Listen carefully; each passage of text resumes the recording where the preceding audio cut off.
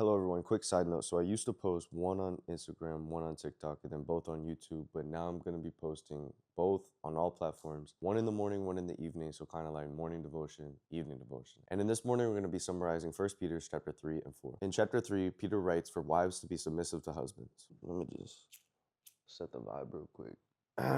Wives, likewise be submissive to your own husbands, that even if some do not obey the word, they, without a word, may be won by the conduct of their wives, when they observe your chaste conduct accompanied by fear. Do not let your adornment be merely outward, rather let it be the hidden person of the heart, with incorruptible beauty and a gentle and quiet spirit, which is very precious in the sight of God. It's telling wives the power that dignity and modesty can have on a husband, even if he's straying away from the word. Then he tells husbands to honor their wives. Husbands, likewise, dwell with them with understanding, giving honor to the wife, and as being heirs together of the grace of life, that your prayers may not be hindered. He's telling us that marriage is not just a contract, but a sacramental union. Peter tells the Christians to bless others. All of you be of one mind, having compassion for one another. Love as brothers. Be tender-hearted. Be courteous. Not returning evil for evil, or reviling for reviling, but on the contrary, blessing. He writes about suffering for righteousness. But even if you should suffer for righteousness' sake, you are blessed. And do not be afraid of their threats, nor be troubled, but sanctify the Lord in your hearts. For it is better, if it is the will of God, to suffer for doing good than for doing evil. He says that by doing this, we are involved by Christ's suffering. For Christ also suffered once for sin, the just for the unjust, that he might bring us to God. There is also an antitype which now saves us, baptism. Not the removal of the filth of the flesh, but the answer of a good conscience towards God. And in chapter 4, Peter writes to crucify our passions. Since Christ suffered for us in the flesh, arm yourselves also with the same mind. For he who has suffered in the flesh has ceased from sin, that he should no longer live the rest of his time in the flesh for the lusts of men, but for the will of God. He writes to prepare for heaven by serving. But the end of all things is at hand. Therefore, be serious and watchful in your prayers. And above all things, have fervent love for one another, for love will cover a multitude of sins. As each one has received a gift, minister it to another, as good stewards of the manifold grace of God. So whatever gift was given to you by God should be used to glorify him, and also in a spirit of love. Peter then writes to prepare for the end by suffering. Beloved, do not think it strange concerning the fiery trials which is to try you, as though some strange thing happened to you, but rejoice to the extent that you partake of Christ's suffering, that when his glory is revealed, you may also be glad with exceeding joy. For the Spirit of glory and of God rests upon you. On their part he is blasphemed, but on your part he is glorified. For the time has come for judgment to begin at the house of God, and if it begins with us first, what will be the end of those who do not obey the gospel of God? Therefore, let those who suffer according to the will of God commit their souls to him in doing good, as to a faithful Creator. And that concludes the reading for this morning. I'll see y'all later.